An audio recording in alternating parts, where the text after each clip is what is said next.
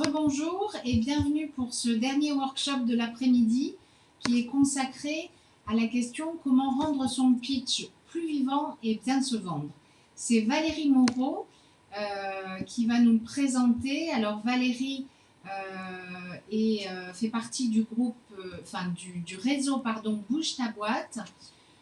Je vous invite à poser vos questions dans le chat. Je ne manquerai pas de les poser ensuite à Valérie en fin de présentation et également à consulter leur page sur le site dédié sur le site salonprofessionnel.com.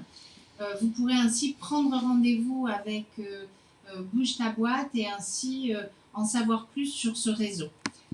À très bientôt et c'est à vous Valérie. Eh bien, bonjour à tous, je suis donc Valérie Moreau, animatrice du réseau Bouge ta boîte pour la région sud-ouest de la France.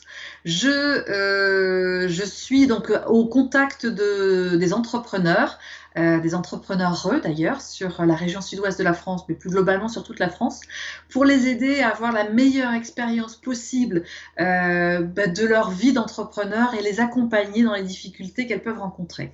L'un des points qu'on nous demande souvent, c'est ce fameux pitch. Vous en avez forcément tous entendu parler, mais qu'est-ce que c'est un pitch? Alors le pitch, c'est tout simplement votre carte de visite vivante. C'est le moment où vous parlez de vous et en quelques phrases courtes, percutantes, avec des mots qui parlent de vous, de votre profession, de votre entreprise, mais pas seulement, parce que vous n'êtes sans doute pas les seuls à exercer cette profession sur votre territoire. Par contre, vous êtes unique, vous, et c'est ça qu'il faut qu'on sente au travers de votre pitch. Ce pitch, il faut que ce soit un moment où on se dise, mais vas-y, raconte, dis-nous, il faut nous en dire plus parce que ça a titillé notre imaginaire, ça a interrogé notre curiosité, on a envie d'en savoir plus. Alors, pour cela, il faut qu'il y ait des infos chocs. Il faut que ce soit, vous pouvez commencer votre pitch par exemple par un chiffre, de dire 70% de nos adhérentes aujourd'hui chez Bouge ta boîte ont gagné en leadership. Ça, vous voyez, ça vous interpelle, ça accroche votre attention. C'est ça le but de l'accroche, du démarrage de votre pitch. Captez tout de suite l'attention. Il faut aussi que vous développiez le storytelling. Ça aussi, on en parle beaucoup. C'est quoi? C'est de raconter une belle histoire. Il faut que ça parle de vous, il faut qu'on ait envie d'en savoir plus. Je vais vous donner des petits exemples. Par exemple, il y a des professions qui ne sont pas hyper sexy. Si on parle par exemple d'un huissier de justice ou d'une expert comptable, bon, voilà, on a l'impression qu'on sait tous un peu ce que c'est.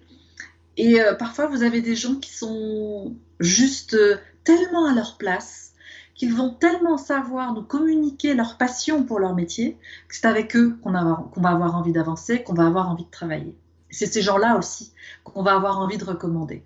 Donc, c'est ça que je vous demandez peut-être autour de vous, quel est votre talent? Qu'est-ce qui fait que vous exercez votre profession de façon différente? Qu'est-ce qui fait qu'on va avoir envie de travailler avec vous?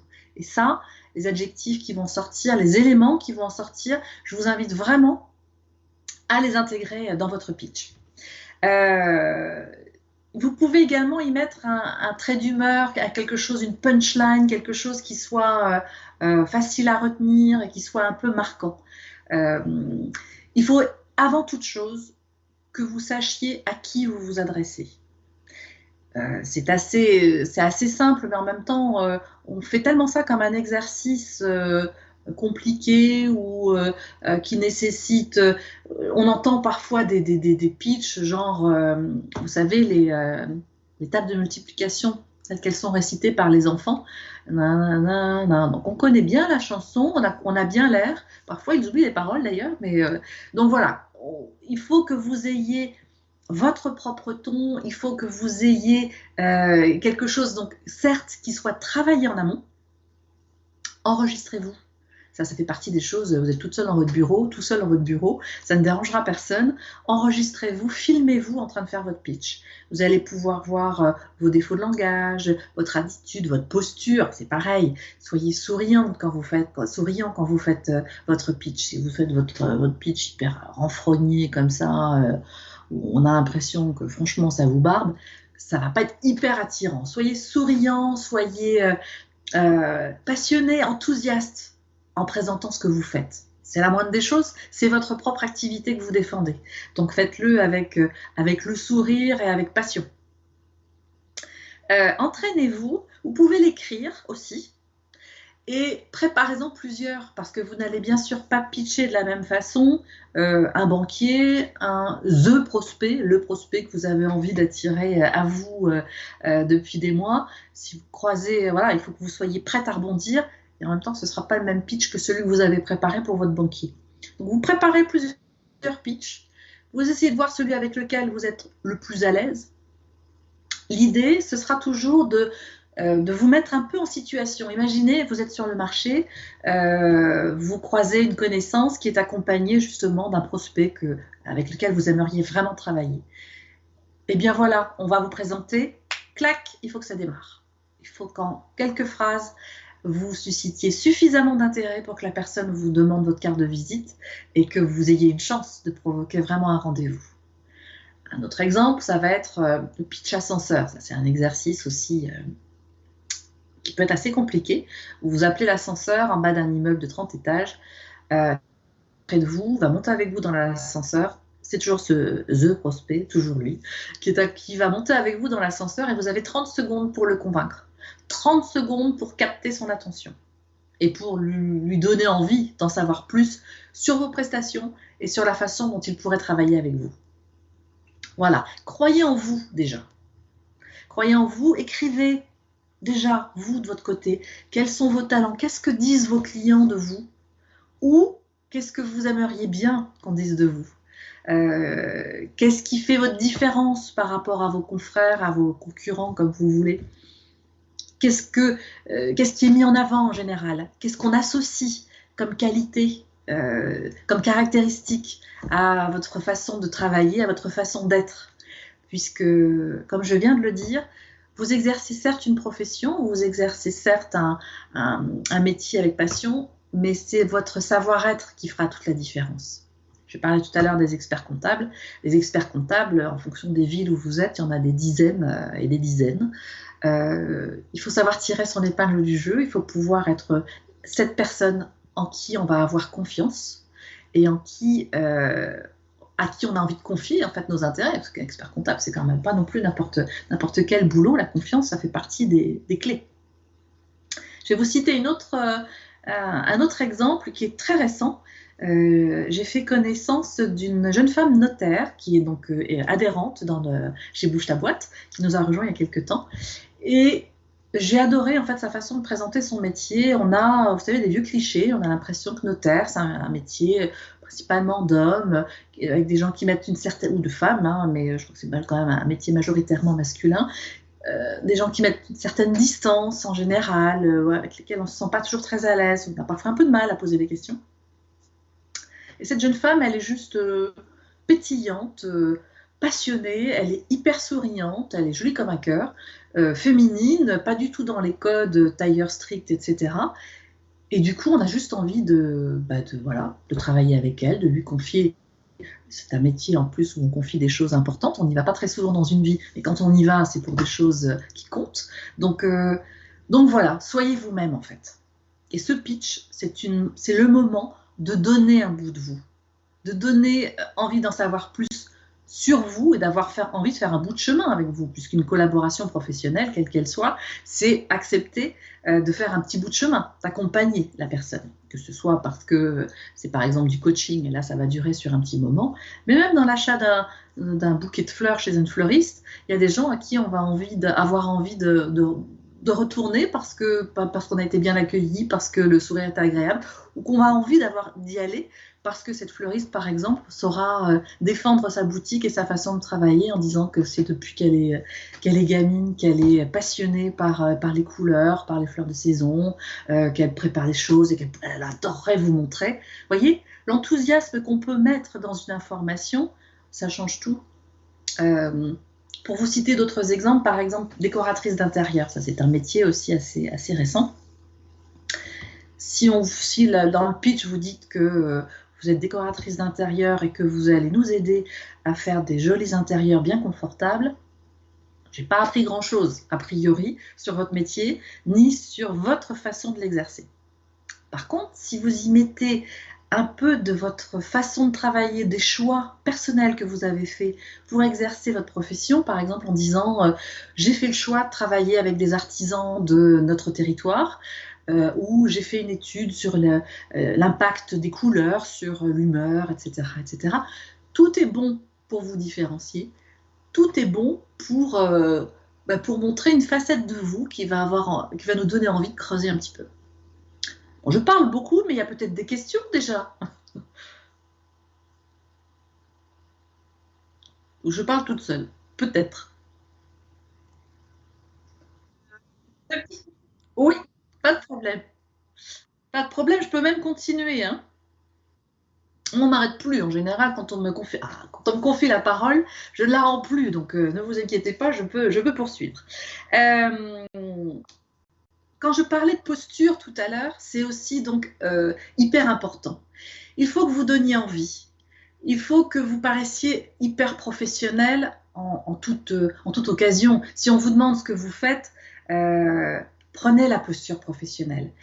C'est aussi ça qui va inspirer confiance, c'est aussi ça qui va donner envie d'aller plus loin ou de vous interroger sur votre métier. Un détail qui n'en est pas un, c'est le sourire. C'est quand même quelque chose qu'on a tous à portée de main et qui est, enfin à portée de visage plutôt, qui est juste hyper encourageant, qu'on a juste envie de suivre et de poursuivre. Donc voilà, le sourire, c'est le numéro 1 déjà des éléments que vous devriez avoir toujours sur vous quand vous parlez de votre activité et de votre profession. Dans la gestuelle également. Enfin voilà, tout ce qui pourra donner envie d'en savoir plus. Merci Valérie, à la fois illustratif, intéressant et concret. J'ai une question de Cyriane qui demande comment structurer son pitch.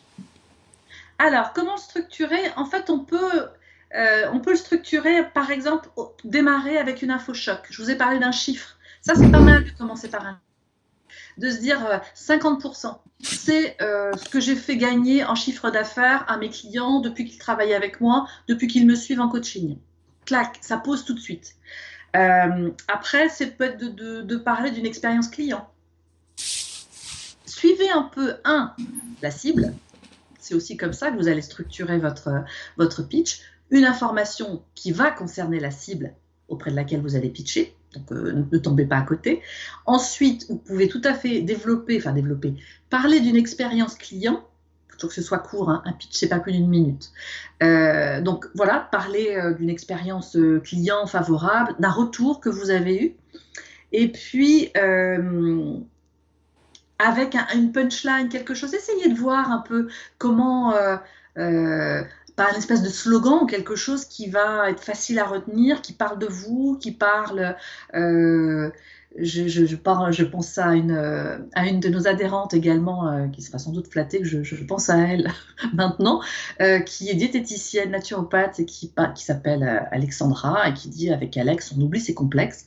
C'est une phrase, vous voyez, mais moi je l'ai retenue. Donc c'est des petites choses comme ça qui feront que on se souvient et que déjà, même avec cette phrase-là, on sait à peu près de quoi elle parle et de quoi elle retourne. J'espère avoir répondu à peu près à votre question. Écoutez, moi, ça me semble clair. Agathe qui dit aussi c'est super, merci de vos conseils. Nous avons une autre question, mais vous y avez répondu en disant la question était de savoir combien de temps devait durer le pitch, donc vous avez dit 1 minute.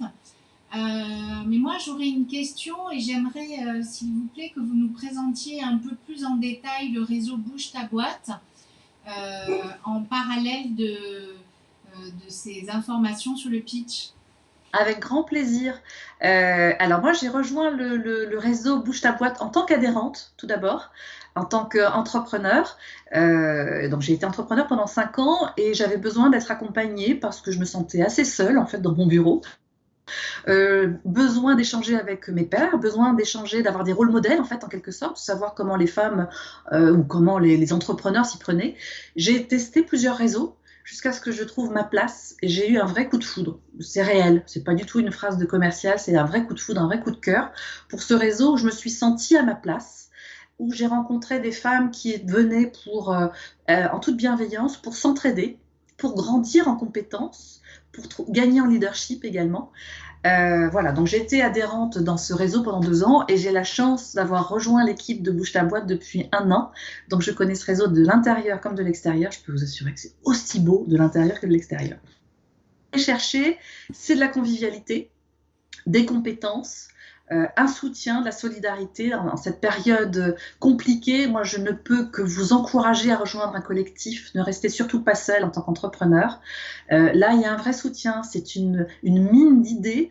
On organise quasiment au quotidien des rendez-vous également sur notre réseau social dédié qui s'appelle Workplace. C'est un réseau qui a été développé par Facebook et qui est aussi simple d'accès d'ailleurs. Donc là, c'est le moment de pouvoir rencontrer les autres adhérents. C'est un réseau national, donc on est 1700 maintenant en France. Ça permet d'échanger avec des gens qui font la même profession que soi, par exemple, mais qui sont à l'autre bout de la France.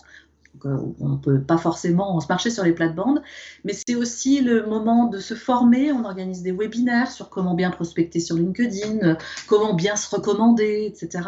C'est avant tout un réseau de business décomplexé. On vient pour parler affaires, on vient pour parler argent, on s'engage en fait pour faire avancer les autres et pour avancer soi-même.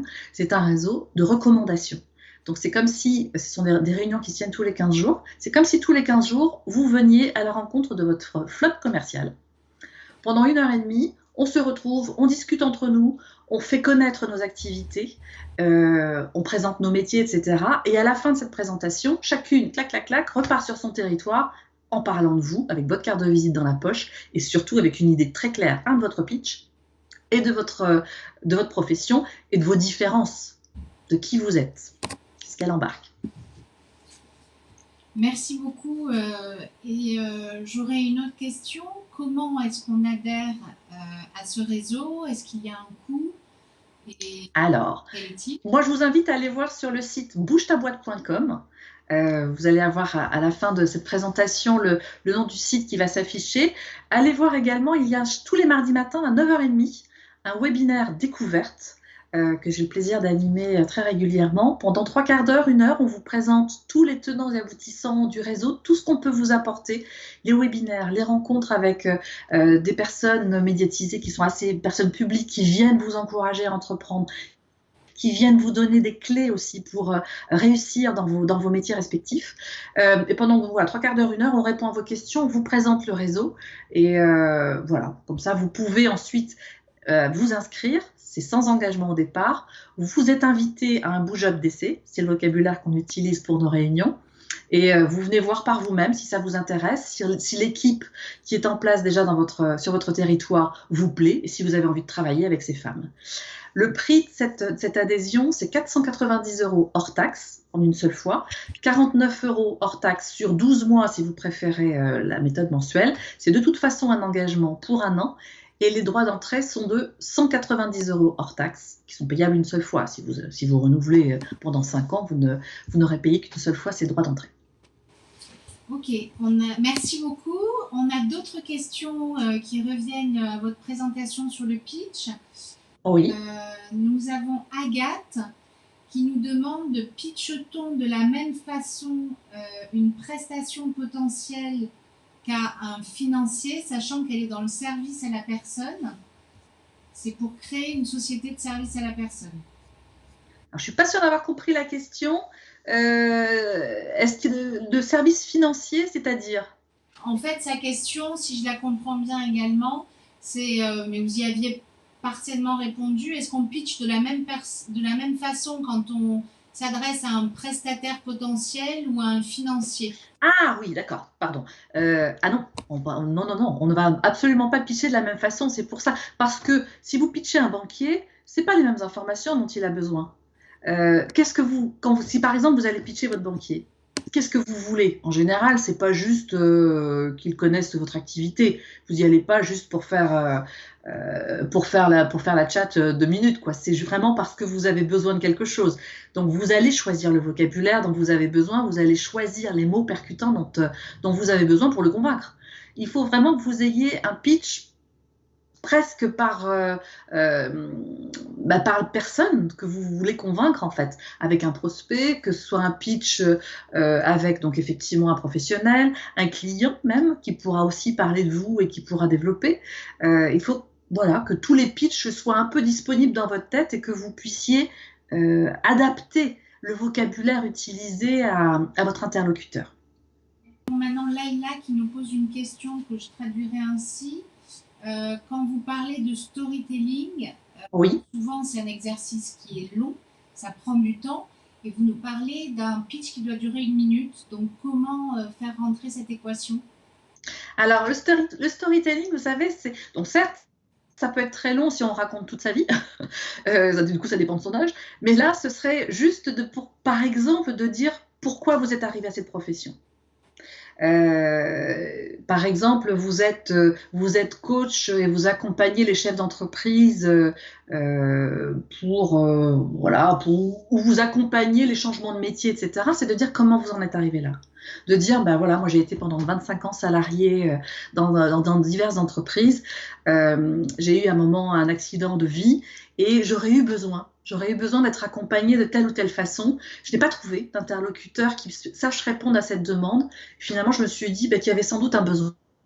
C'est un peu de storytelling, ça veut dire que vous donnez un bout de vous donnez quelque chose d'un peu personnel et qui en même temps vous permet aussi d'introduire votre profession, vous permet de dire pourquoi vous êtes là, pourquoi vous avez choisi ce métier, et ça le personnalise un peu.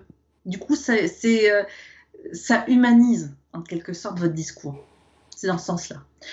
Alors après, quand je disais 1 minute, c'est à vous de sentir aussi. Un pitch, il faut pas que vous ayez à un moment donné l'impression que votre interlocuteur s'ennuie. C'est quand même pas très bon signe. Donc, en quelques mots, en quelques phrases, vous voyez, ça va de 30 secondes à 3 minutes. Ça va dépendre de l'attrait et de l'intérêt que vous allez capter. Mais 1 minute, je pense que c'est vraiment une bonne moyenne. Valérie, merci beaucoup. On a Agathe qui vous remercie aussi. Ça me semble extrêmement clair. Je vérifie si on a d'autres questions, mais pour le moment, nous n'en avons pas. Très en tout bien. cas, qu'elle n'hésite pas également à prendre contact avec nous. contact@bougetaboite.com. C'est un grand plaisir d'être avec vous aujourd'hui pour parler du pitch, mais d'autres sujets pourraient être traités puisqu'on parle de brainstorming, on parle de présentation métier, on parle de posture, on parle de leadership. Venez, rejoignez-nous et on aura plaisir à travailler ensemble et à grandir ensemble. Écoutez, merci à vous Valérie, c'était très intéressant. Merci très dynamique, à vous toutes. Ça donne envie de rejoindre Bouge ta boîte. Faut pas hésiter. On vous attend. Je vous souhaite une très bonne fin de journée. Merci à vous toutes et merci pour l'invitation. Merci au Salon Professionnel. Merci.